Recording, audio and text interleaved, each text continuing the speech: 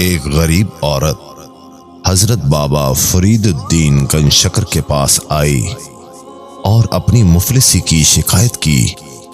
اس کی بیٹیاں شادی کی عمر کو پہنچ گئی تھیں، لیکن اس کے پاس کوئی مال و اسباب نہیں تھا۔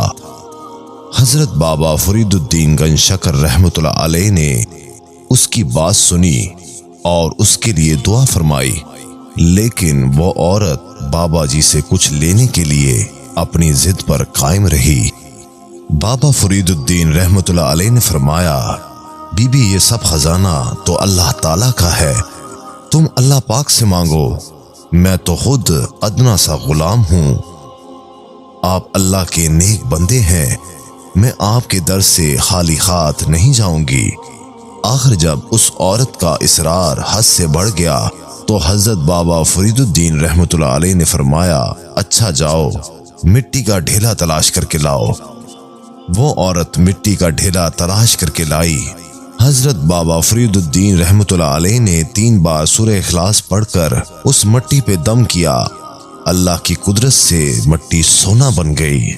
آپ رحمۃ اللہ علیہ نے وہ سونا اس عورت کے حوالے کرتے ہوئے فرمایا، لو بی بی اس سے اپنے بچوں کی شادی کا بندوبست کر لو۔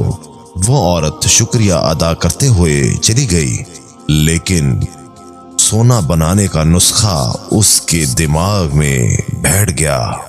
گھر جا کر اس نے مٹی کے کئی ڈھیلے اکٹھے کیے، غسل کر کے پاک صاف لباس پہنا اور اپنے عمل میں شدت پیدا کرنے کے لیے اس نے 3 کے بجائے 300 بار سورہ اخلاص پڑھی اور مٹی پر دم کیا۔ اس عورت کا خیال تھا آن کی آن میں مٹی سونا میں تبدیل ہو جائے گی، لیکن ایسا کچھ بھی نہیں ہوا۔ اس پر جنون کی ایسی کیفیت طاری ہو گئی کہ وہ بار بار سورہ اخلاص پڑھتی اور مٹی پر دم کرتی، لیکن مٹی مٹی ہی رہتی۔ وہ 3 دن تک سورہ اخلاص پڑھتی رہی مگر ناکام رہی۔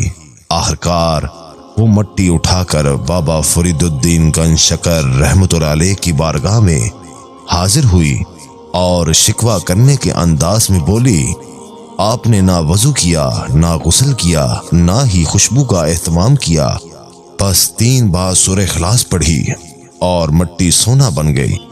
میں نے غسل کیا، خوشبو لگائی، گھر کو پاک صاف کیا اور 3 دن سے سورہ اخلاص پڑھ رہی ہوں، لیکن مٹی سونا نہیں بن رہی، بتائیے میرے عمل میں غلطی کیا ہے؟ حضرت بابا فرید الدین گنج شکر رحمۃ اللہ علیہ کی آنکھیں نم ہو گئیں۔ آپ رحمۃ اللہ علیہ نے سر جھکا لیا اور بھیگے ہوئے لہجے میں فرمایا، تیرے عمل میں کوئی کمی نہیں تھی، بس تیرے منہ میں فرید کی زبان نہیں تھی۔ سبحان اللہ۔